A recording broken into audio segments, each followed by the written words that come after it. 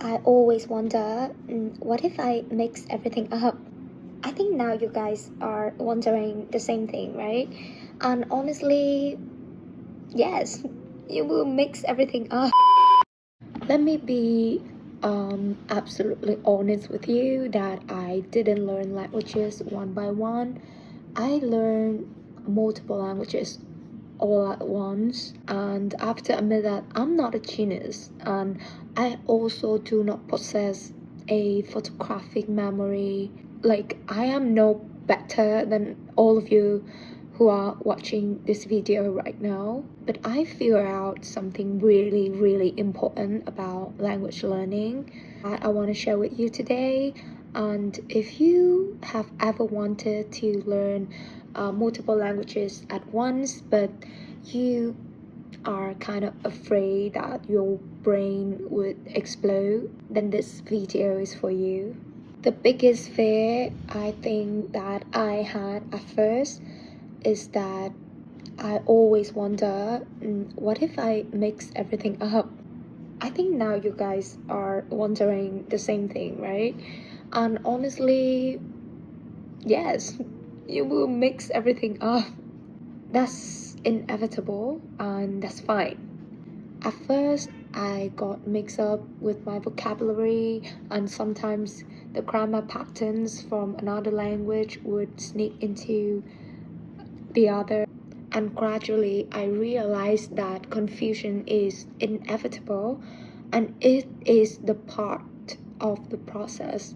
Confusion doesn't mean failure, and you have to understand that your brain is building multiple systems all at once. So we have to be patient with our brain. We need to give it some time to adjust. Biggest mistake is expecting it to be clean and organized at first.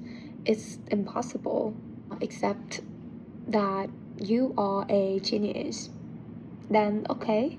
So I really want you to imagine when you're working out, you feel extremely exhausted, right?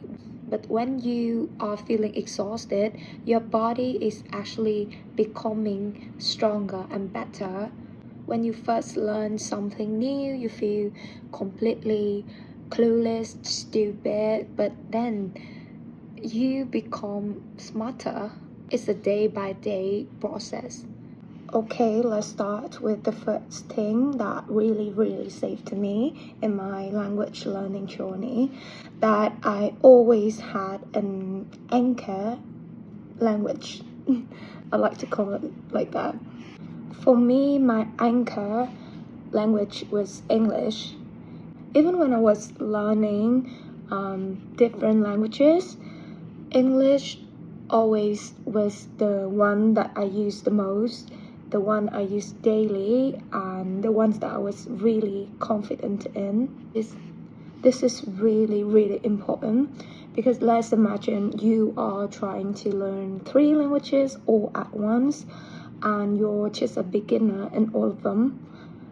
Then it would be really overwhelming. But if you have one stable base, your brain will feel really safe. It's like having one solid ground while exploring other places. So it's kind of like, wouldn't hurt at all.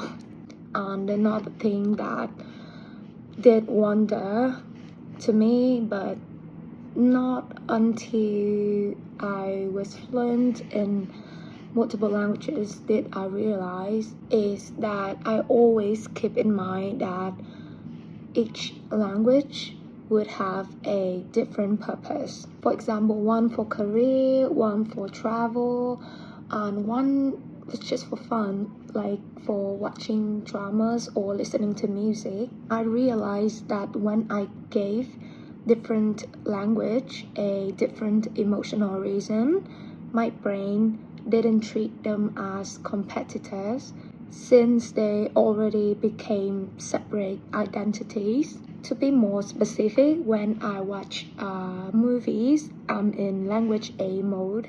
When I listen to music, I'm in language B mode. Yeah, so if you have ever felt stuck, and got confused all the time, then you can try this way. It reduces mixing more than you think.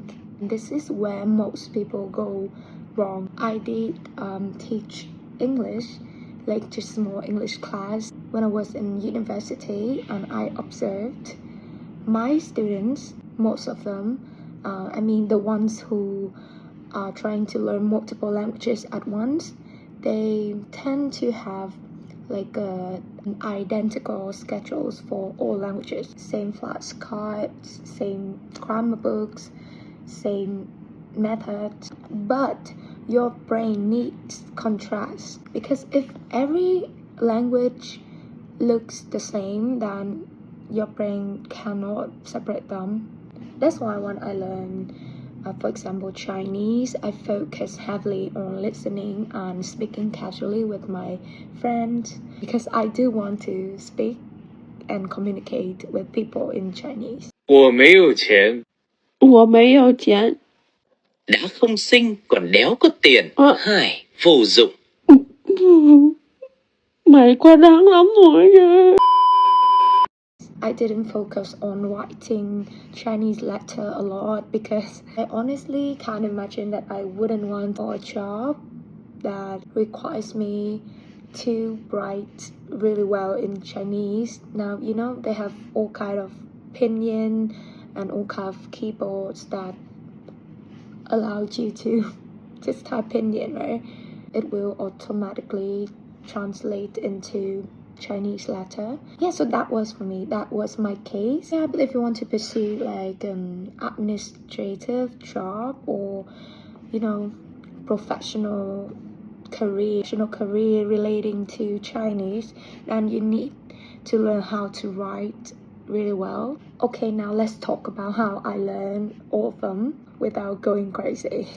I'm gonna be honest with you that I absolutely didn't study one language for 3-4 hours straight per day. Instead, I rotated short sessions, like 20 to 30 minutes each language. Sometimes when I was busy, just 10 minutes. And it's totally fine, because consistency matters more than intensity. Your brain actually remembers what it sees often, not what it sees once for 5 or 6 hours. And one thing that I really appreciate is that the confidence I built from realizing that my brain is more capable than I thought, gave me a lot of power and motivation.